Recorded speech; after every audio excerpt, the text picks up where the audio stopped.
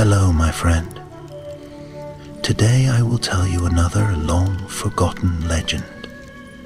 Close your eyes and let the magic transport you to Middle-earth. Our journey begins.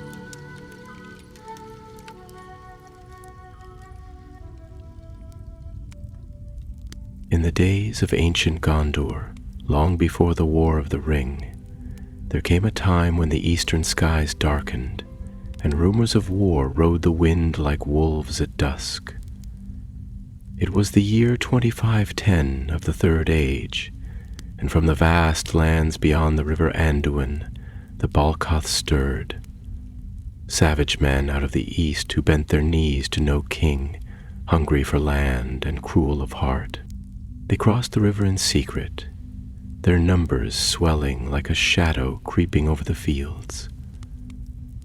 Gondor, proud and noble, had watched the east with wary eyes, but now the storm had broken. The Balcoth swept across the plains of Calenardon, burning villages and scattering Gondor's eastern outposts. The land cried for help, but none could answer quickly enough. In Minas Tirith, the White City, the steward Sirion stood beneath the tower of Ectelion, his heart heavy as stone. He knew the forces of Gondor were spread too thin, and that no aid would come in time unless he dared a desperate act. And so, he summoned one of his bravest captains, a man of swift mind and swifter horse, Borondir, who was called Borondir the Strong. Borondir bowed before the steward, tall and broad of shoulder, his dark hair braided in the fashion of the north. He had served in many skirmishes, and once rode with the rangers of Ithilien, yet never had he faced a task such as this. "Where Balcoth," said Sirion, his voice grave. "The Balcoth move fast, and our armies are harried on the plains. Word must reach the Eotheod in the north. Only Eorl, son of Leod, might come to our aid, but their land lies far away, beyond many leagues of wild country and perilous wood." Borondir bowed low. "Then I shall ride this night," he said, "and no foe nor shadow shall turn me aside." "Go with haste," Sirgion said. "Ride like the wind, for Gondor may fall if you fail." That very hour, beneath stars veiled in mist, Borondir took his leave. He mounted Roksholmar, his silver-gray steed, bred in the vales of Lebanon, sure of foot and mighty of heart. With neither escort nor herald, he rode out through the north gate and down into the lands that lay between Gondor and the Grey Mountains. The night was quiet at first, with only the sigh of the wind through leafless trees and the distant call of owls. But beyond the river Limelight, the land grew darker, and no fire burned in the hearths of men. Villages had been abandoned, their doors left swinging on broken hinges. Tracks of many feet marred the soil, and the air held the scent of war. Borondir pressed on, avoiding roads, taking narrow deer paths and hidden ways known only to scouts and rangers. He crossed into the wold, where the land flattened and the grass whispered like secrets under hoof. Here his journey grew more perilous.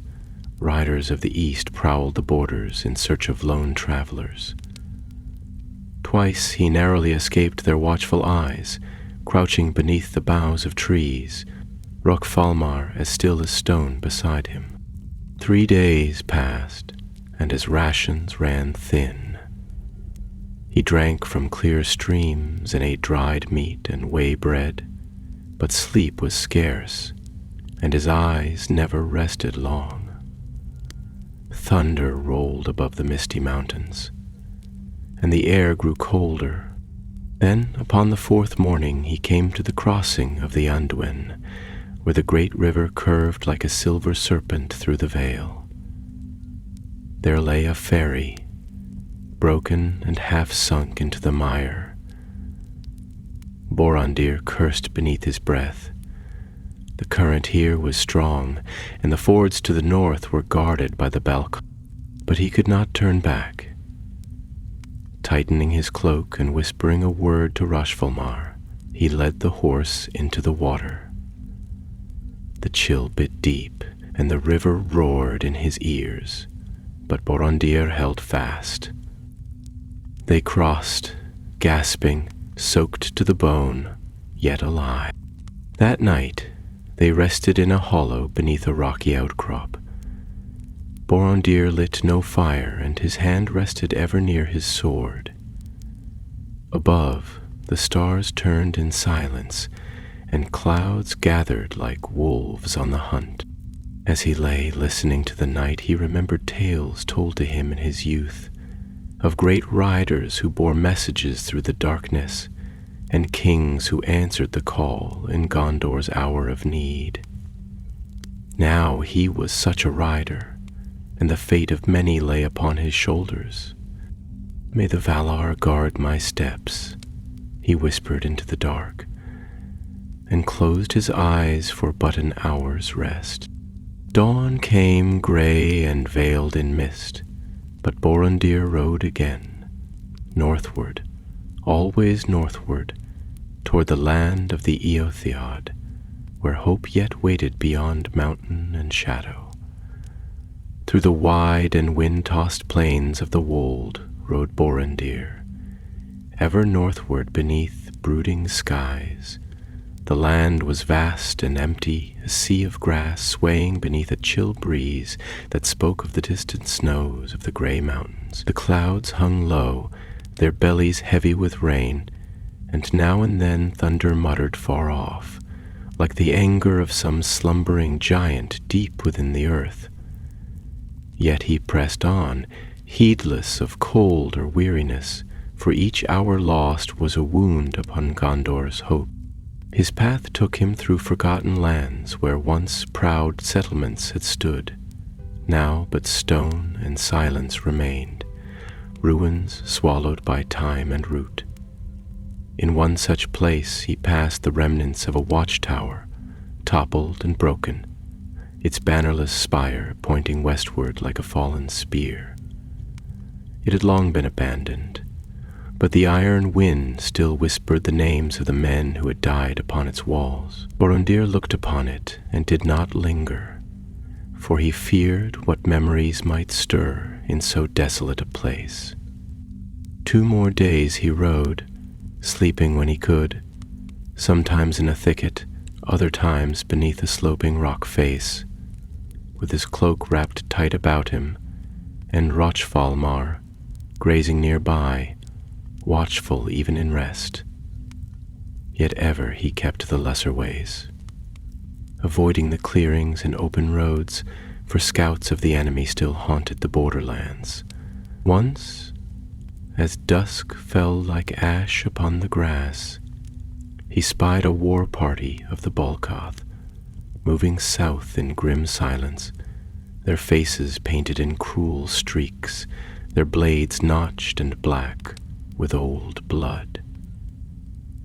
He lay hidden as they passed, his breath shallow, the pommel of his sword cold in his hand. When the danger was gone and the night safe once more, he rose and spoke soft words to Rochvalmar, and together they crossed into the southern reaches of the Brownlands, that barren and forsaken stretch where even the birds did not sing. It was a hard country, windswept and cracked, the earth dry and crumbling beneath the hoof, the trees few and gnarled like old men bent with sorrow. No beasts stirred there, nor light shone, and the stars above seemed paler, farther from the world. Borondir endured it in silence, though his limbs ached and hunger gnawed at his strength.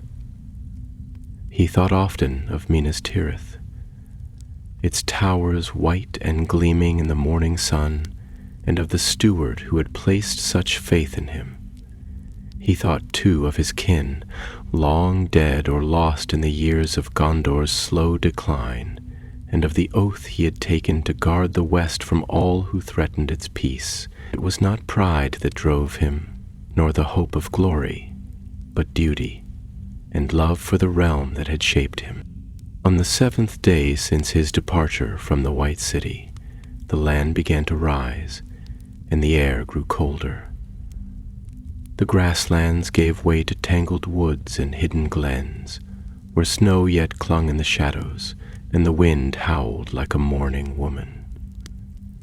He had come at last to the borders of the Eotheod, though the journey was far from over. Now he must find them. The Eotheod were a wandering folk of horse lords, descended from the Northmen of old, fierce in battle and swift as falcons upon the field. They had moved north, generations past, fleeing the encroaching darkness of the east, and had settled beyond the river Langwell, in the northern vales of Anduin. Few men of Gondor had seen them since, though tales of their prowess still stirred the hearts of the captain. Tirion had spoken of their lord Eorl, called the Young, who was said to ride like the wind and wield a spear as long as a tree branch. If any would come to Gondor's aid in her hour of peril, it would be he. But Borondir knew not where Eor's hall might lie, nor how the Eotheod would receive an unknown rider clad in the livery of a distant land. He followed the river north, for it wound through the heart of their realm, and kept watch for any sign of village or sentry post. Yet the days passed, and the silence of the north lay thick upon the land. It was on the 9th day that his fate turned. At dusk, as the sun sank red and weary behind the hills, Borondir came upon a high ridge overlooking a broad vale. Smoke rose in the distance, curling like gray snakes into the sky. He spurred Roshvalmar onward, hope kindling in his breast, and soon he saw the distant gleam of rooftops and the flicker of firelight. A settlement, small but strong, ringed with wooden palisades and girded with spears.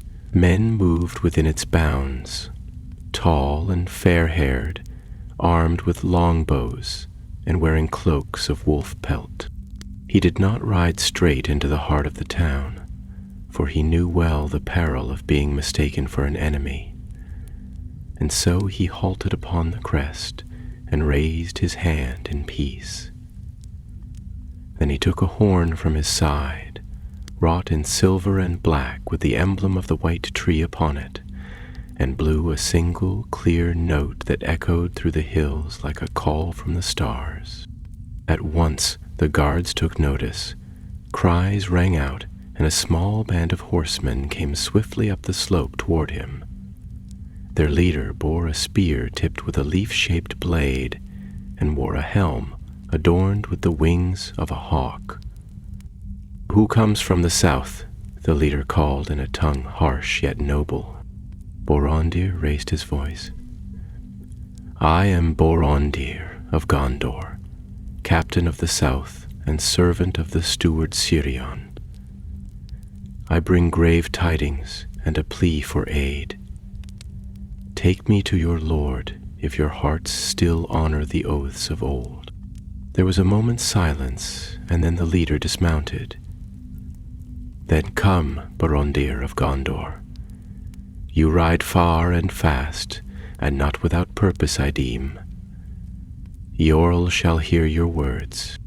And so, weary yet unbroken, Borondir passed into the realm of the Eotheod, bearing Gondor's last hope upon his shoulders, and knowing that the time was short, and the storm had not yet passed.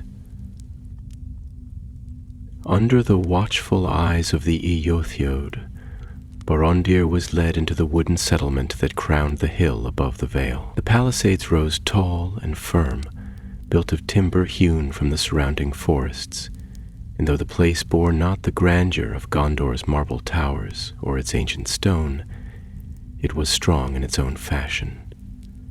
Proud, defiant, and alive with the stir of riders and the ringing of iron. Fires burned low in open hearths, their smoke curling into the darkening sky, and dogs barked as the stranger was brought through the gates. The folk who gathered along his path looked on with a wary pride, and though many of them were young, there was steel in their bearing and an ancient wisdom in their gaze, as if they remembered still the long journeys of their people and the hardships endured under distant stars. At the center of the settlement stood a long hall, roofed in thatch blackened with age, its gables carved with the likeness of horses galloping in flight.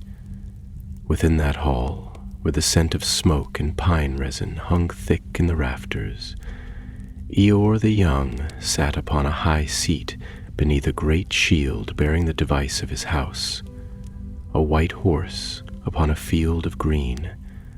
Though called young, he was no boy, but a man in the full strength of his years, golden-hathed and broad of chest, with eyes clear and cold as mountain water.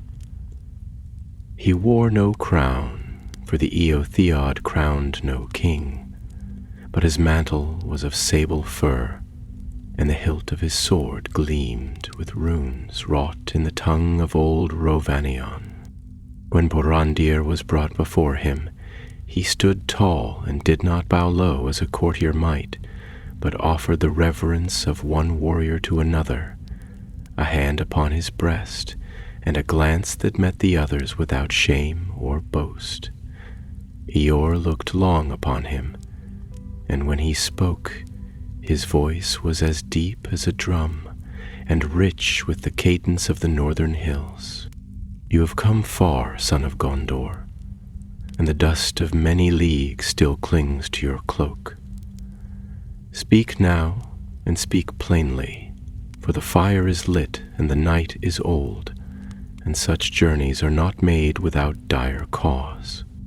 And so Borondir told all that had come to pass, of the Balcath who had crossed the river in secret, of the burning of the border settlements, of Gondor's armies scattered across Celanoddon and cut off from aid, of Sarion's fear and the steward's desperate hope.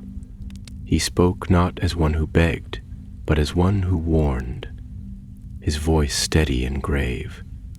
He told of the growing tide from the east, of the silence in the fens, and of the towers that stood empty, watching a darkness that crept ever closer. As he spoke, the men gathered in the hall grew quiet. The jests ceased, and the clinking of cups fell still. Even the flames upon the hearth seemed to lean inward, as though the very fire listened. When at last Borondir fell silent, Eeyore sat unmoving, his brow furrowed in thought. Long was the hush that followed, broken only by the low hiss of the fire and the restless shifting of men upon the benches. At length Orul stood and strode to the middle of the hall, his long hair falling about his shoulders like a banner in the wind. My father spoke often of Gondor, he said, his gaze distant. He told me of a land of shining cities and proud warriors, where the tongues of the west still hold their honor, and where the white tree blossoms though the world darkens. Long have we dwelt apart, and the Anduin runs wide between our peoples, yet the old bonds are not forgotten.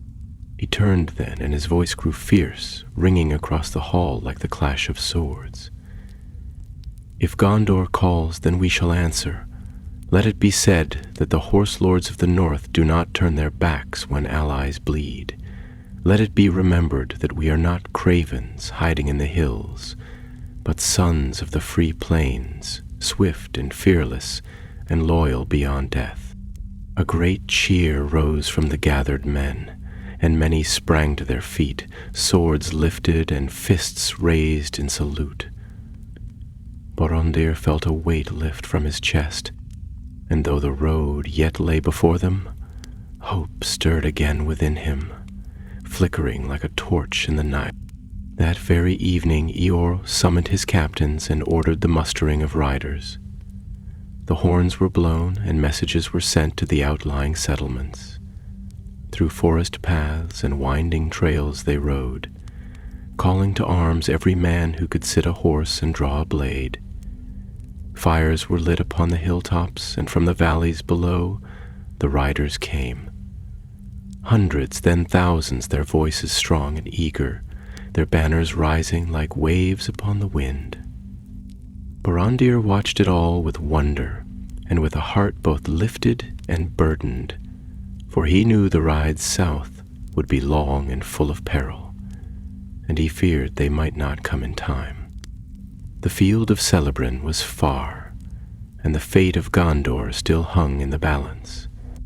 Yet when he looked upon Eor, standing proud and resolute beneath the banner of his house, a fire was kindled in his own soul.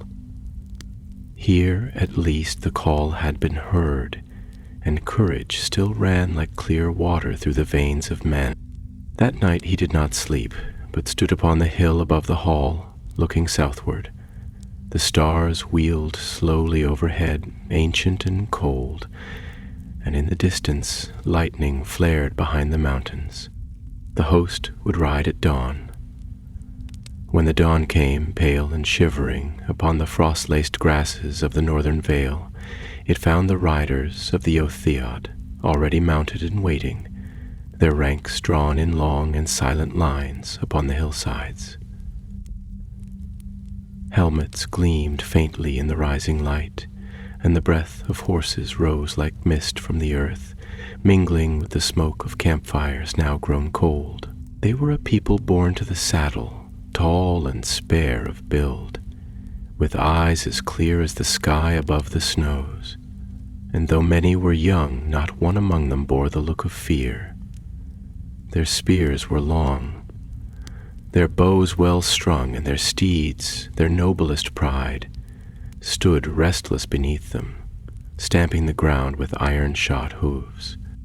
Ural rode at their head, clad now in mail of bright steel, his white horse Felaroff, a great beast of ancient lineage, standing a head taller than all others. It was said among his folk that Felaroff understood the speech of men, and though none dared to speak thus aloud before strangers, many believed that the steed bore some strange inheritance of the Valar, gifted in the elder days before the shadow had returned to Middle-earth. Borondir, riding not far from Eorl's right, could not keep from glancing at the horse with both awe and admiration, for it seemed as if no common beast stood there but something more, a creature shaped for the hour of fate. They departed with no fanfare, no songs upon their lips, but with a quiet purpose that needed no voice to proclaim. From vale and ridge they came, descending into the lower lands as a single body, the thunder of hooves rising steadily until it rolled like distant drums through the hills.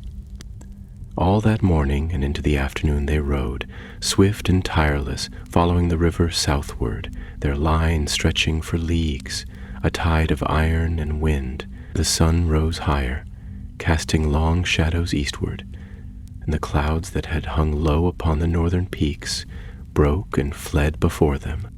Borondir rode near the front, and though his limbs ached with old weariness, he felt a strength in him renewed by the presence of these riders. Many among them looked on him with respect, for the tale of his journey had spread quickly, and though he spoke little, he was held in high honor by Yorl's captains. Yet there was no pride in him, only a deep urgency that drove him ever forward, a knowledge that each moment might be the last in which aid could come. By nightfall they crossed the Limelight, and Borondir marked the place where once he had hidden from the Balcath. now quiet again, though the memory of fire still lingered in the blackened roots and scorched trees. The host made camp beneath the shelter of a low hill, and fires were kindled sparingly, for Eeyore was wary of giving word to the enemy that such a force now moved through the land. Borondir sat apart as the others rested, his cloak drawn about him, his gaze ever to the south. The thought of Gondor's peril lay upon him like a mantle of lead. In his mind he saw the field of Celebrant, wide and open, hemmed by the river and the wood, and the host of the Balcoth pressing westward like a black tide, sweeping all before them. The armies of Gondor, if still unbroken, would be surrounded or driven to ruin. There was no time to lose. Eorl came to him as the stars kindled above, and sat beside him upon the grass. For a while he spoke nothing, only gazing at the dark beyond the camp. "You carry the weight of the south, Borondir," he said at last, his voice low and measured. "But know this, the sons of the Eotheod do not ride to delay. We come with all the strength of our land. If the Balcoth have taken the field, we shall take it back. If they seek to drown your people in blood, we shall break their lines like the sea breaks upon stone." Borondir looked at him, and in that moment he understood why men had followed Eowl from the Northlands, and why they would ride with him into ruin if need be. There was a fire in him, not of rage nor pride, but of something older, of loyalty, of oath, and of the fierce love of a free land. He bowed his head. "Gondor shall not forget," he said. "If we live to see the gates of Minas Tirith again, the name of Eeyore shall be sung beneath the white tree, for as long as it blooms." Before the dawn, the camp stirred once more, and the host set out anew. Their pace quickened. Eeyore had ordered that they ride now with greater haste, cutting across the wild lands with little rest. They forded rivers, passed through glens thick with bramble, and climbed ridges whose paths were known only to scouts and hunters. The weather turned against them, and cold rains lashed their cloaks. But the riders did not falter. Rosh-Falmar kept steady pace with Felaroth, and Borondir, though wearied to the bone, endured. At last, as the 12th day of his journey broke across the world, Borondir beheld from a rise the smoke of battle. Far to the south and west, across the wide fields of Celerant, plumes of ash and fire rose into the gray sky.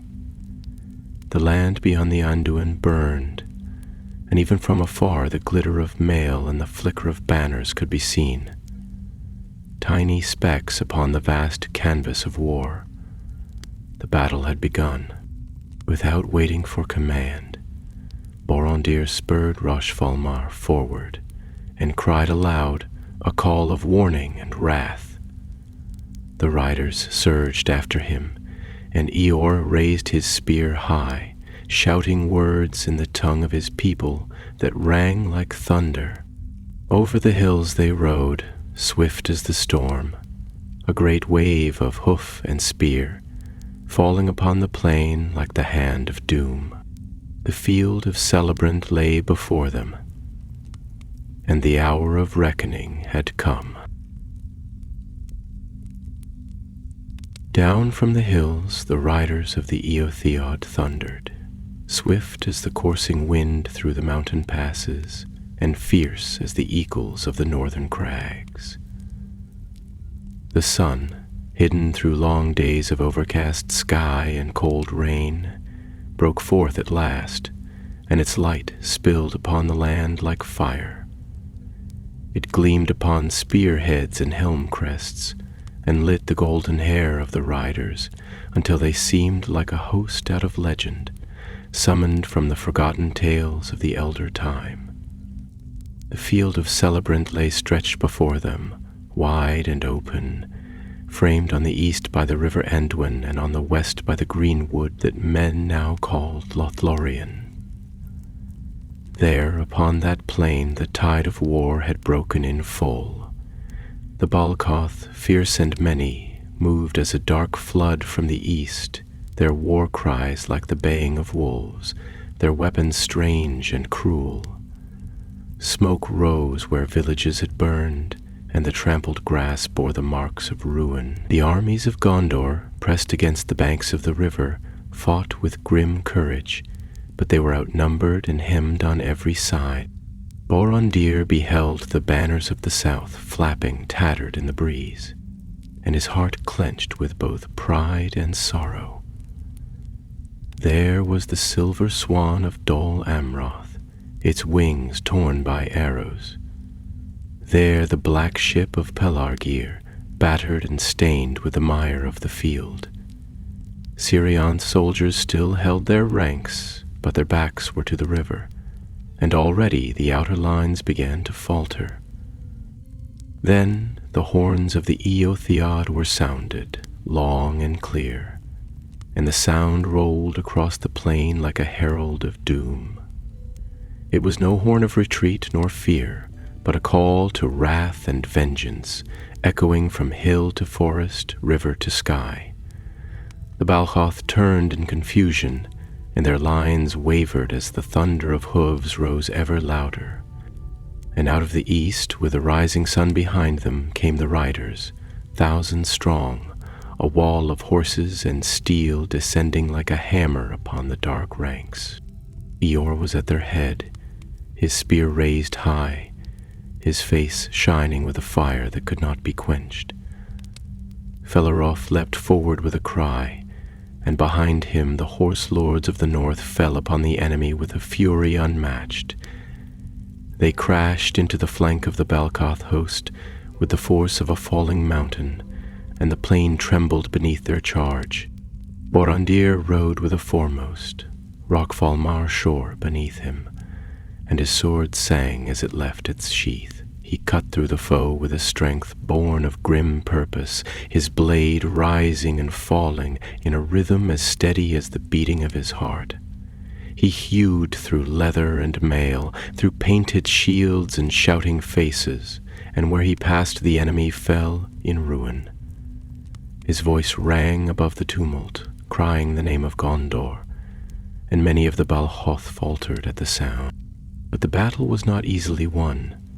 The Easterlings, though taken unawares, rallied with wild cries, and soon the plain was a storm of combat, the lines twisting and breaking, reforming and shattering anew.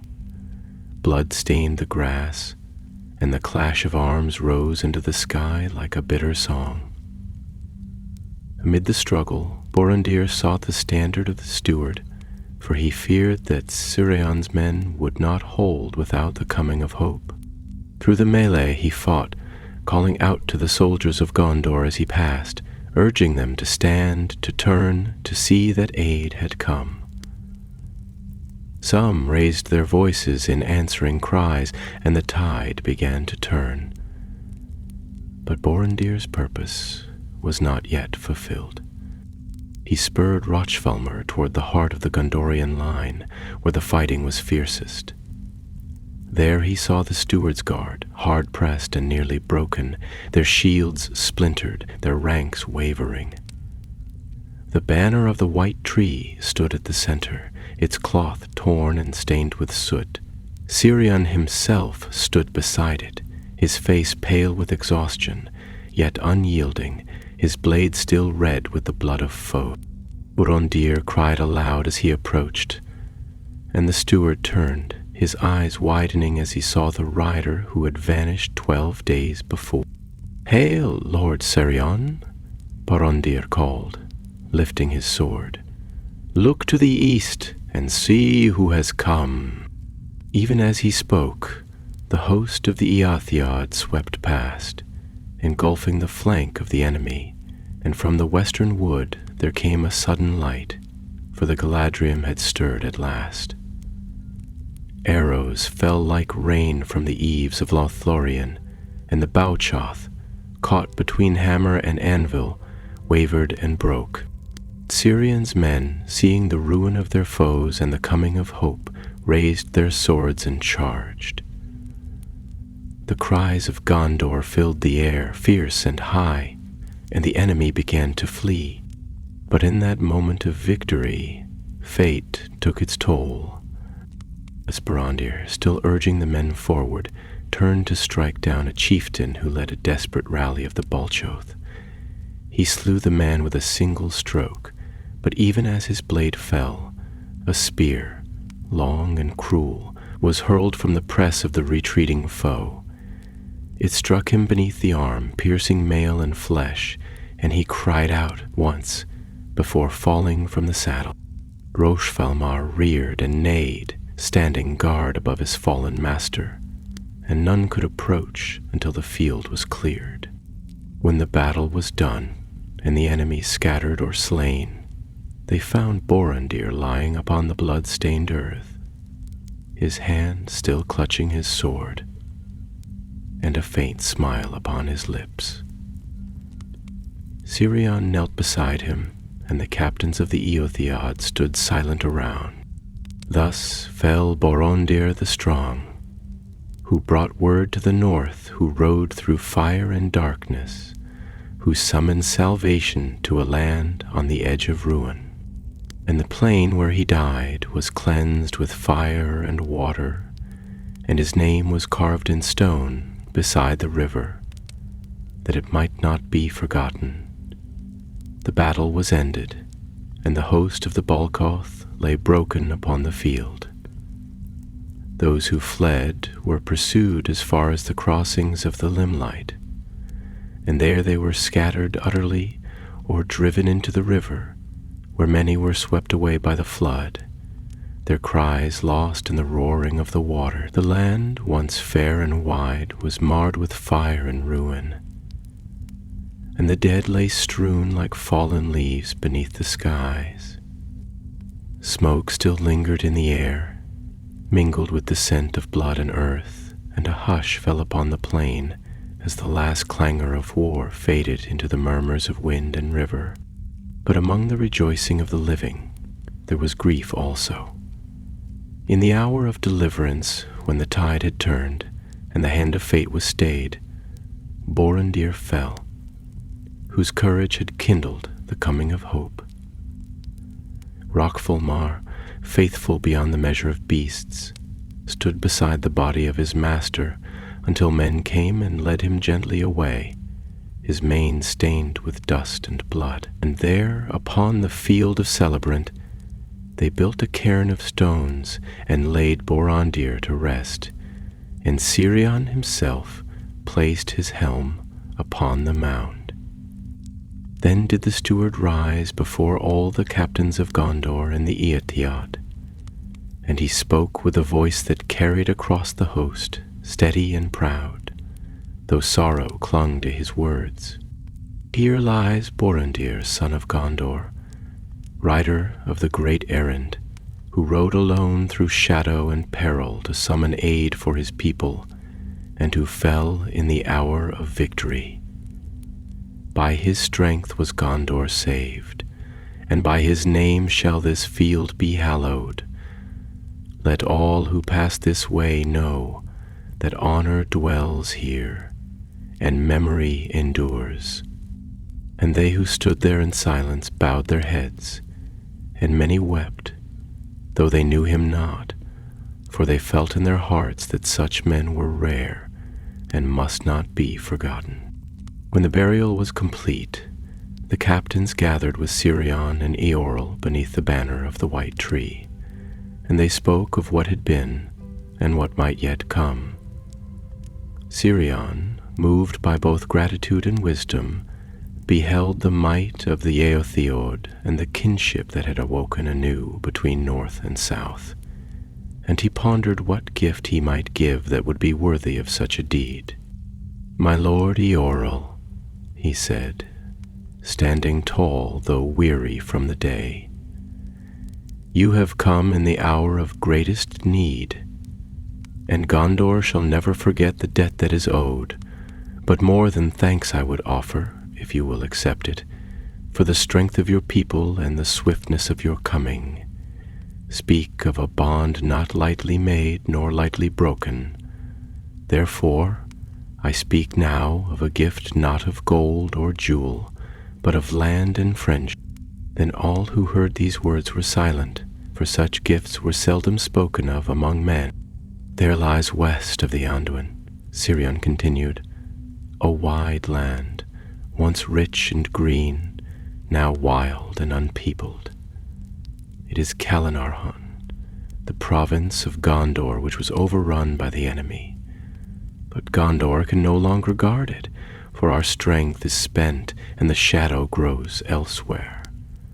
I would give this land into your keeping, Eor, for you and your folk to dwell in, to protect and to nourish. Let it be your home, and let it be a shield between us and the darkness from beyond.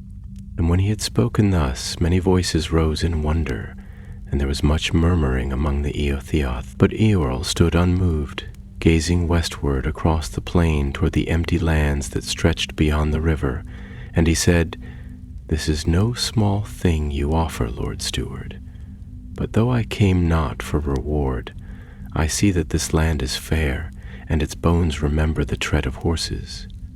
If your gift be given in truth, then I shall accept it, and in that place we shall dwell, and the bond between our peoples shall be sworn anew. Then Cirion took from his side a small white banner, bearing the emblem of the tree and stars, and he gave it into Eor's hands. And there, beside the mound of Borondir, they made an oath together, the oath of Eor, that neither the heirs of the steward nor the kings of the Eotheod would fail one another in need, and that their friendship would endure through all the dark years to come. So it was that Calenardon became the land of the Eotheod, and they named it anew in their own tongue, Rohan, the Rittermark. And themselves they called the Rohirrim, the Horse Lords. And in the days that followed they passed over the Anduin with their people and their herds, and they settled in the green plains that stretched from the mountains to the White River, raising halls of timber and great houses among the hills. Yet even in those early days, the name of Borondir was spoken with reverence, and in the songs of the Rohirrim his tale was sung, for they loved those who rode far and dared much, and his courage kindled their own. And in Gondor, where the white tree still grew beneath the shadow of the mountain, his memory was not lost. Cirion caused a stone to be set in the Hall of Kings, upon which were graven the words, Here is remembered Borondir the Strong, the rider of the last hope, who fell upon the field of Celebrant, and whose courage brought salvation to Gondor.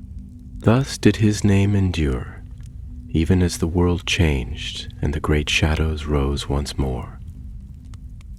In the days that followed the battle upon the field of Celebrant, there was much labor and long counsel, for though the enemy had been driven back and their hosts scattered, the land bore the scars of fire and war, and many were the wounded whose cries rose at evening beneath the tented sky. The banners of Gondor and the Eotheod flew side by side above the plains, and beneath their shadow the dead were gathered and laid to rest in mounds both great and small. Cirion commanded that the fallen of Gondor should be buried with honor, and that their names should be recorded in the rolls of the citadel, and beside them the men of the north were also laid, for none could now divide their sacrifice. Upon the highest barrow they raised the mound of Borondir, alone and apart, facing north, where the winds rode freely down from the mountains, and his cairn was crowned with a helm of silver and a sword set upright in stone. The Rohirrim, though still they called themselves Eotheod in those days, wandered among the fields in silence when their duty allowed, gazing westward with eyes full of thought. They looked upon the broad lands of Calanordon, golden under the spring sun, and saw therein a place of promise, a home long sought, a land where their horses might run unbound and their children grow tall among green hills. There were valleys where the grass grew deep, rivers swift and clear, forests that whispered old songs, and mountains that rose sharp and clean into the sky. It was a land made for riders, and many hearts were already turned toward it, even before Eor gave word. But before they could depart in full, there was much to be done. Cirion remained upon the field for many days, setting in order what was needed, tending to the wounded, and giving command to the captains who would remain behind to guard the borders. Messengers were sent to Minas Tirith, bearing news of the victory and the coming of the Northmen, and in return there came a host of riders and healers, bearing supplies and tokens of gratitude from the White City. Oril also lingered, for though the battle was done, his mind was still troubled by the weight of his people's fate.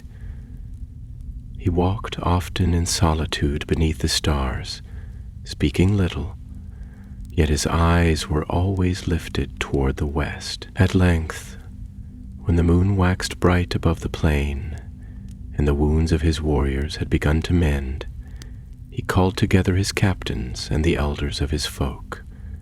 And there upon the banks of the Anduin he spoke of the gift of land that had been offered, and of the oath sworn beside Borondir's mound. "This is a grave turning," he said, his voice deep and clear, "for it is no small thing to uproot a people and set them upon a new path.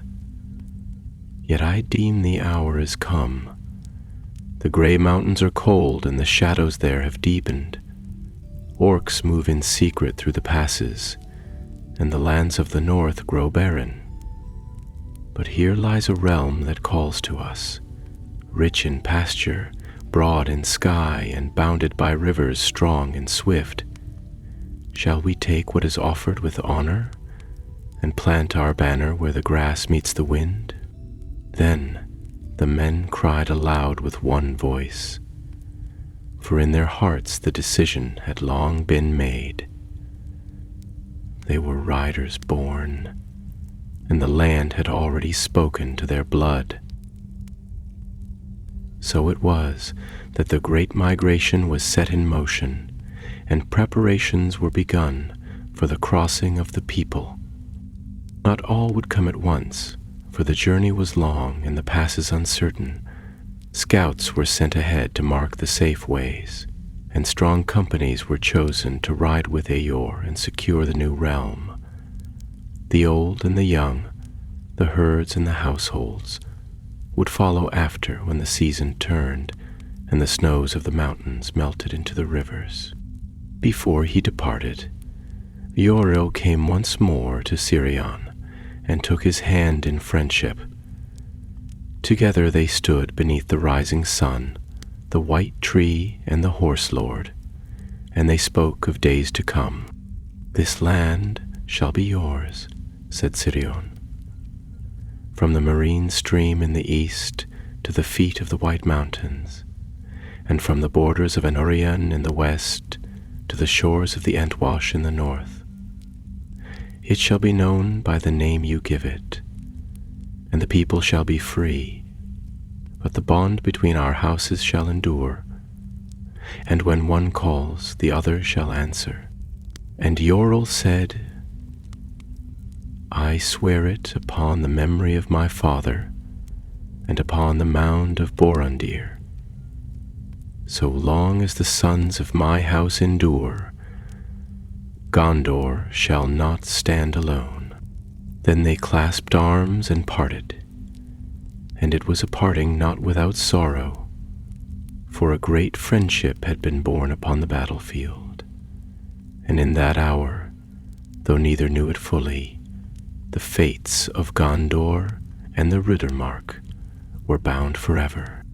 As the sun climbed into the sky, Eeyore led his host westward, following the curve of the river. The people came behind, driving their herds and bearing their treasures, singing songs of the north and of the plains they had yet to tame. The sound of hooves rang across the fields, and where they passed the land seemed to stir, as if waking from long slumber to welcome its new lords. Thus began the riding of the Eotheodon into Calnardon, and the founding of the realm of Rohan, though the name would come later when the green banner was raised upon the hill of Edoras, and the halls of Meduseld shone with golden thatch under the sun. And high above the plain, upon the cairn of Borondir, the sword still stood, catching the light of morning and turning it westward toward the land he had died to save. The spring deepened, and the Anduin ran high with meltwater from the snows of the Hithaeglir, bearing foam and drift upon its strong shoulders as it wound past the field of victory and down into the wide southern land. The air grew warmer day by day, and the scent of wild flowers returned to the meadows where once the trampling of many feet had left only ruin. Yet though the land began to heal, the memory of fire and blood lingered still in the hearts of men. Sirion remained for a time longer upon the field of Celebrant, for he would not leave until the last stone was set upon the graves and the banners of Gondor once more flew unchallenged upon them. Then, having seen his duty fulfilled, he made ready to return to Minas Tirith, bearing with him the tidings of both sorrow and hope. Before he departed, he climbed once more the barrow of Borondir.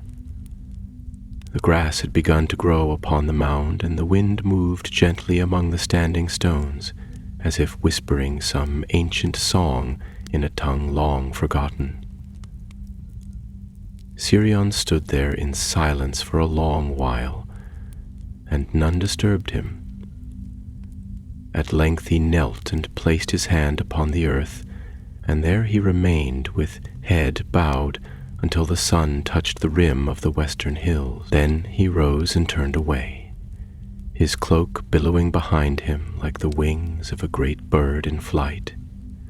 And without a word he mounted his horse and rode southward, the banner of the white tree streaming above him. Harold, in the meantime, led his people into Calnardon. The journey was long and not without hardship, for though the land was fair, it had known years of neglect and bore the marks of long struggle. Many of the old roads were broken, and the stones of guard towers lay toppled among the weeds. Wild beasts roamed the valleys, and in some places orcs still lingered, hiding in the folds of the hills and descending at night to harry the herds. Yet the Eotheod were not daunted, for they were a hardy folk, and their hearts were lightened by the promise of a new beginning. They crossed the Entwash, where it spread into many streams, and came at last to the wide plains beyond, green and golden under the sun. There, upon a hill that rose steeply from the surrounding grasslands, Eeyore raised his first hall. It was not large nor richly adorned, for the timber was raw and the thatch newly laid, but it stood firm against the wind, and from its doors one could see the mountains in the south and the long lines of the river in the east. They named the hill Edras, the fenced place, and in time the hall became known as Meduseld, the golden hall, for the sun shone brightly on its thatched roof and glinted on the shields that hung upon its walls. Word spread swiftly through the vales and down the river paths. A new people had come, fierce and noble, and the horse lords had claimed the land. Some among the folk of Gondor looked with wary eyes upon this rising realm, fearing that their gift would breed pride and rivalry. But Sirion had given his word, and the oath had been sworn. And though the years would bring many trials, the bond held fast in those early days. The Rohirrim, for so they now named themselves, brought with them not only horses and spears, but songs and customs of their own. They raised barrows in the old fashion of the north, and their tongue, though strange to the men of Gondor, rang with strength and beauty. They honored the spirits of the land, the rivers and the hills, and they rode far, mapping the bounds of their new home with hoof and hoofprint. From the White Mountains to the eaves of Fangorn they ranged, and from the borders of Anorion to the marshlands beyond the Entwash they set their watch. Yet amid all their labors they did not forget. Each year, when the spring flowers bloomed upon the plain and the sun rose high above the field of Celebrant, a company would ride northward and lay garlands upon the barrow of Borondir. Songs were sung in both tongues, the ancient speech of Gondor and the rolling music of the Mark. And in time the tale of his ride became a part of their own lore, a story told to children beneath the stars, a name spoken in reverence among warriors before battle. Thus the memory of Borondir was woven into the heart of Rohan, even as it lived on in Gondor. And though many years would pass, and other wars would rise to darken the west, the tale of the rider of the last hope did not fade. In Minas Tirith, Sirion returned to his white city and was received with honor, though his face had grown older and his eyes more distant. The people rejoiced at the news of the victory, and the scribes of the house of the stewards recorded all that had come to pass. Yet Sirion was often seen walking alone in the gardens of the citadel, and some said that he had glimpsed the edge of doom in that battle, and knew now how close Gondor had come to ruin. In the Hall of Kings he had carved a stone with his own hand, upon which were written the words of the Oath of Eorl. It was placed beside the throne, and the lords of Gondor were made to learn it by heart. For Sirion foresaw that the strength of the West would not endure by might alone, but by the keeping of promises and the honoring of bonds wrought in fire. And far away in the north, where the snows yet crowned the peaks of the grey mountains, the old halls of the Etheothiad stood silent, and the valleys echoed no more with the sound of hooves. A people had passed from that place, carrying with them all they could bear, and they had found a home in the land that had waited long for their coming. So passed the days of the great riding, and the world turned anew beneath the wheel of the stars. But the stone upon the field of Celebrant stood still, and upon it were graven runes in 2 tongues. To Borondir the brave, who rode alone and fell not until his task was done. Long shall he be remembered in Rohan and Gondor alike. In the years that followed the riding of Eor and the founding of Rohan, the land between the White Mountains and the river Entwash blossomed anew, and the tales of that age became as the laying of the first stones in a house that would long endure. The Rohirrim, though still strangers in many ways to the high speech and ways of Gondor, proved faithful beyond doubt and swift to aid, and under their vigilance the plains grew quiet once more, and the watchfires of the east flickered and failed. Eor, for his part, did not rest idly upon his triumph.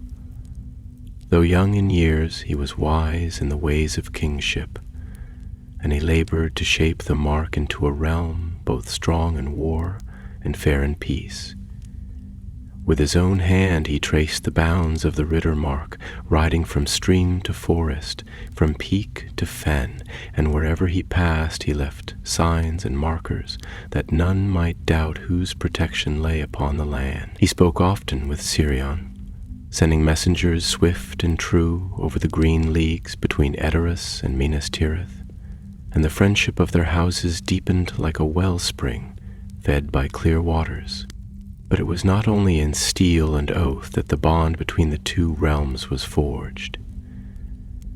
Men of Gondor came north to dwell in the valleys of Rohan, bringing with them lore and craft, and the Rohirrim in turn sent their sons to serve in the guard of the citadel, learning the speech of the south and the customs of the White City. In this mingling of peoples, no kingdom was lost, but both grew greater, and though they remained apart in tongue and tradition, they stood united against the gathering dark that still stirred beyond the bounds of mortal sight. Among the folk of Rohan, the tale of Borondir grew in reverence. It was said that his spirit watched still from the barrow where he lay, and that the winds that blew from the north carried his name upon them. Riders who passed the mound would often touch their brows in silent salute, and children were taught from their earliest days to speak of him with honor. His tale became as a measure of valor, and those who bore messages across the wild were called in jest Borondir's kin, though the jest was spoken with pride rather than scorn. Each year, upon the anniversary of the Battle of the Field, a company of horsemen would ride to the barrow, bearing wreaths of spring flowers woven by the maidens of Edoras, and there they would sing an ancient lay, both mournful and bold, recalling the deeds of the rider who passed alone through darkness and fire, and brought salvation on his heels. The song, though simple in form, grew in power with each generation, and in the days of greatest peril it would be sung in the halls of Meduseld to stir the hearts of the captains and remind them of the oath that bound their people to the south. In Gondor, likewise, his memory was not diminished. A stone was raised in the hall of the stewards, bearing not only his name, but the likeness of a rider, swift and resolute, his cloak streaming behind him, and his face set with the calm of one who knows the weight of his charge. Beneath it were carved the words spoken by Sirion upon the field. No man rides alone who rides for his people. So it was that even as new threats arose, as the watch was set again upon the eastern marches, and whispers came of stirrings beyond the mountains of shadow, the bond between Gondor and Rohan held strong. When the Haradrim gathered in the south, or orcs crept down from the Efelduoth, the horns of Rohan would be heard upon the wind, and the riders would come. Yet peace, though dearly bought, is never without its price, and the sons of Eorl did not forget the cost of their coming. Among the first to fall in the new land were those who bore the scars of the old ride, veterans who had followed their king across the great river and fought upon the field of Celebrant. They were given places of honor in the barrows beside the river, and there they slept beside Borondir, friend and stranger both, bound in death as they had been in life. Orl ruled long and well, and the mark flourished under his hand. But as all mortal things must, his days came at last to their appointed end, and he was laid to rest in a great mound before the gates of Meduseld, with his sword upon his breast and the banners of the house of Orl set above his tomb. His son Brago succeeded him, and the line of the kings of Rohan was begun. Still, the name of Borondir endured. In the tongue of the Rohirrim they gave him the epithet Mirkfriend, the border rider, and it was said that when the wind howled across the northern plains, the shadow of a lone rider could sometimes be seen in the moonlight, passing swift and silent beneath the stars. Whether this was truth or legend, none could say, but it brought courage to many a messenger who set forth into the wild, and to many a soldier who stood alone at the edge of the world. And in the white city, high upon the hill of Mindoluin, the steward sat long in thought, often gazing northward as if seeking a sign upon the wind. Cirion lived to see the rising of Meduseld and the flowering of friendship between the two realms. And when at last he passed from the world, he was buried with the rulers of old, and upon his tomb was carved a line spoken in his final days. Let none forget the errand of Borondir, nor the day the north answered the cry of the south. Time flowed onward like the slow-running waters of the Anduin, wide and deep, bearing upon its surface the memories of great deeds and the fading echo of names once spoken in song. The years that followed the ride of Eorl became the foundation of many things. The strengthening of the West against the threats that stirred in the darkness beyond Mordor. The union of two noble peoples, bound not by dominion but by oath. And the quiet blossoming of Rohan, from a land of scattered households into a realm of proud riders and steadfast kings. In Edoras the golden hall stood brighter with each season, adorned now with carvings and tapestries that told the histories of the Mark, of the long ride from the north, of the battle of the field, of Eor the young, and of the pact made with Gondor beneath the open sky.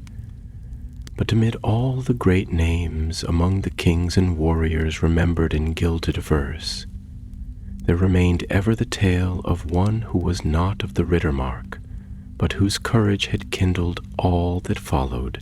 Borondir, though not of their blood, was named among their greatest, and the riders of Rohan held his memory with reverence, as if he had been one of their own.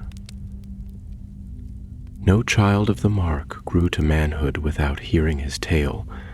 No bard passed over his name in silence when singing the songs of their forefathers.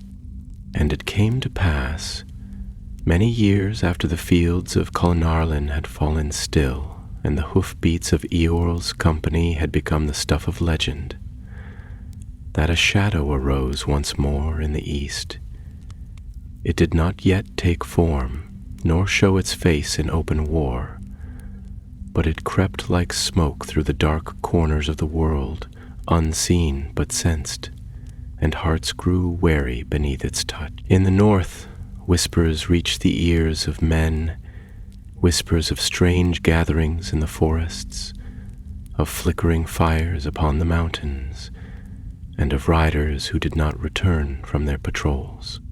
In those days, King Brago, the son of Eorl, kept his watch with diligence. He sent scouts eastward across the Entwash and strengthened the watch upon the borders of the Emin Muil.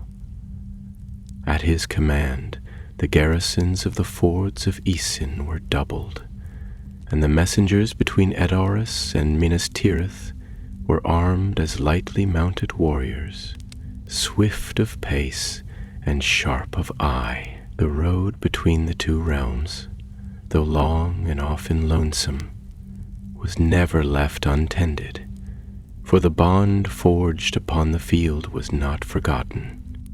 And it was upon that road, many leagues from the walls of Edoras and far from the White City, that another tale began, less grand perhaps, but kindred in spirit to the deeds of Borondir. A young rider named Theodwyn, daughter of one of Brego's captains, took the charge of bearing a message from the Riddermark to the steward's court, for the threat of raids had grown in the Eastfold, and the king wished to warn his ally. She was scarcely past her 20th year, but strong and clear-eyed, fearless in the saddle, and gifted with the tongue of both lands, for she had been fostered for a time in Gondor and loved both realms with equal heart. She set forth at dawn, clad in mail beneath her cloak, and bore the seal of Rohan upon a waxed tablet at her breast. For many days she rode through green vale and wooded hollow, and though the land was quiet, she saw signs that troubled her. Stones overturned that had stood for years, ash in the grass where no hearth should have been, and strange markings carved into bark and stone. Her horse, a black mare swift and strong, bore her well, and she pressed onward without delay. On the 6th day of her journey, as she passed near the marshlands beyond the Entwash, she found herself caught in the onset of a great storm. Rain fell in sheets from the darkened sky, and the wind rose with a keening wail, bending the reeds and flattening the grasses. The trail became a mire, and the light of day faded beneath the shroud of cloud. Still she did not turn back, for she knew what peril lay in delay, and the honor of the riders was not to falter before wind or rain. It was near the edge of that mire, beneath the boughs of an ancient willow whose roots clutched the earth like withered hands, that she was set upon. A band of orcs, lean and filthy, their eyes gleaming with hunger and cruelty, leapt from the shadows, blades drawn and voices hissing with vile laughter. Theodwyn wheeled her horse and turned to flee, but the ground was slick and the beast stumbled. Yet even as she turned to draw her sword, a horn rang out in the darkness. Not her own, but high and clear, like the sound of silver trumpets upon the wind. The orcs paused, snarling, and from the mist there came a rider cloaked in gray, swift and silent, whose sword flashed like a star. He fell upon the orcs with wrath and fury, and though they outnumbered him, they fled before his charge, vanishing into the mire like shadows before the dawn. When the last had gone, the rider dismounted and came to her aid. His face was fair and stern, and his eyes were gray like the sea before a storm. He bore no crest nor heraldry, but a silver brooch in the shape of a tree adorned his cloak. "I am a warden of Gondor," he said, and his voice was low and clear, "and I have long watched this road. You are far from home, rider of the mark, and you have my thanks," Theodwyn replied, her breath still coming quick. "For I am sent from King Brago to the steward of Gondor, and I would not have that message lost." And the warden looked upon her, and a strange light came into his eyes. "You speak with courage, and bear your errand with honor," he said. "You ride as Borondir rode, and his spirit walks with you." She bowed her head, not in fear but in wonder, for the name was one she had heard since childhood, and to be spoken of in such company was no light praise. Thus they rode together, through storm and shadow, to the walls of Minas Tirith, and when at last the gates opened to them, and the steward heard her words, he bade that her name be written in the book of messengers, beside the tale of Borondir. And so the line continued, of riders who bore their charge not for glory, but for duty and for love of land. And though the years would turn and the clouds would rise again, the memory of Borondir lived on, not only in stone and song, but in the hearts of those who took up his road.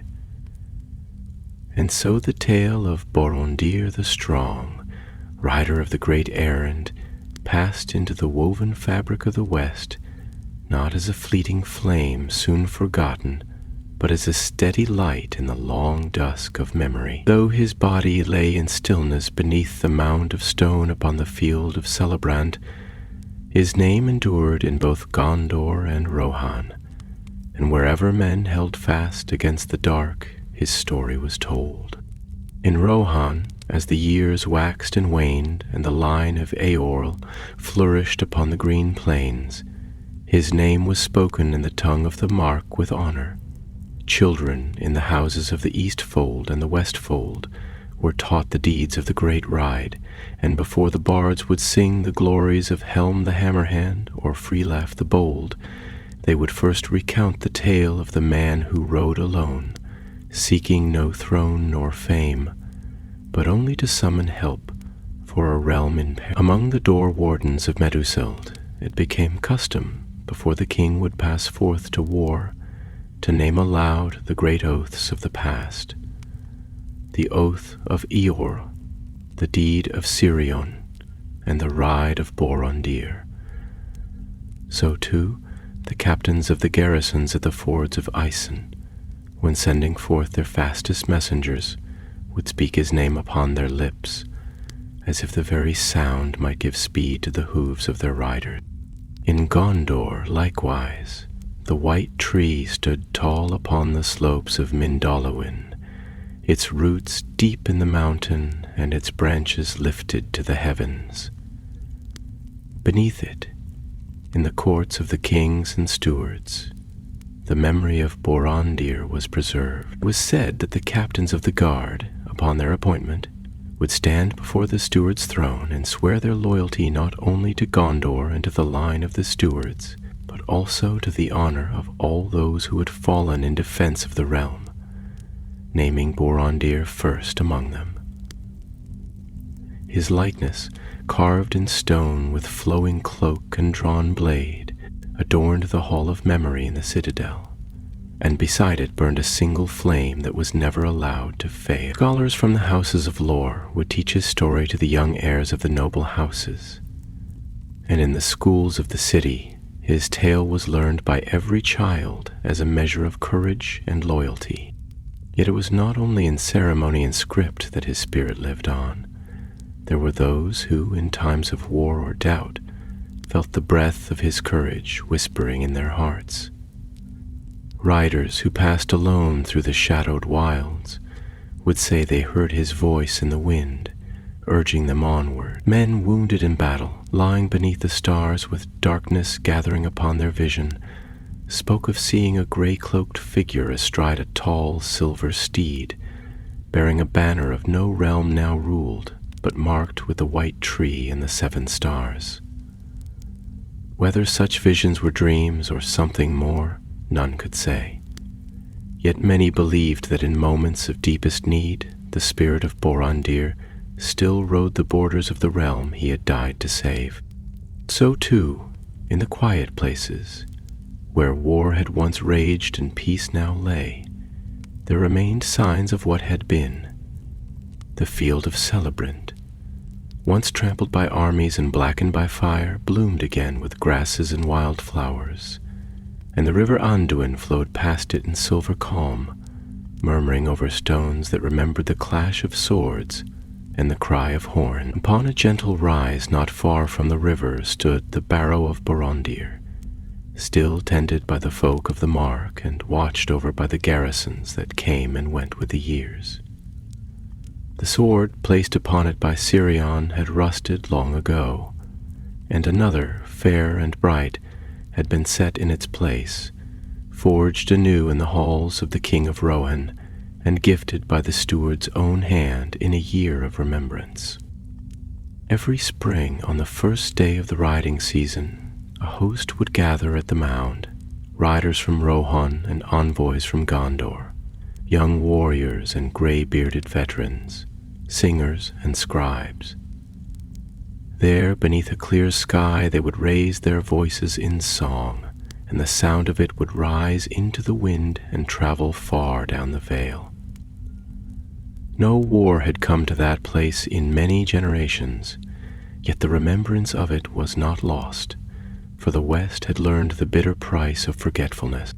And still, among those who took up the burdens of the errand, those who carried words of warning, pledges of alliance, tidings of sorrow or joy between the realms, his tale remained their own. They were called by many names, messengers, couriers, heralds of the king. But the old name lingered still in the tongues of the wise, the riders of the last hope. And when their task was long and the roads perilous and the winds turned against them, they would speak one name to strengthen their hearts: Borondir. For he had ridden alone when all others held back. He had crossed forest and fen, escaped pursuit, and faced peril not for honor nor reward, but for duty. He had brought the word that summoned salvation, and he had fallen ere he could behold the fullness of the deliverance he had wrought. Yet it is not only those who see the dawn who are called the bringers of light. Some must ride through the night, that others may wake to hope. And thus ends the tale of Borondir, the strong of heart and swift of hand, whose courage kindled a friendship that outlasted kings, and whose name remains a beacon upon the road. Though the world has changed and many things have been forgotten, he is remembered still, in the stone that stands by the river, in the songs sung in high halls and lonely camps, and in the silent strength of all who take up the great errand when the time comes.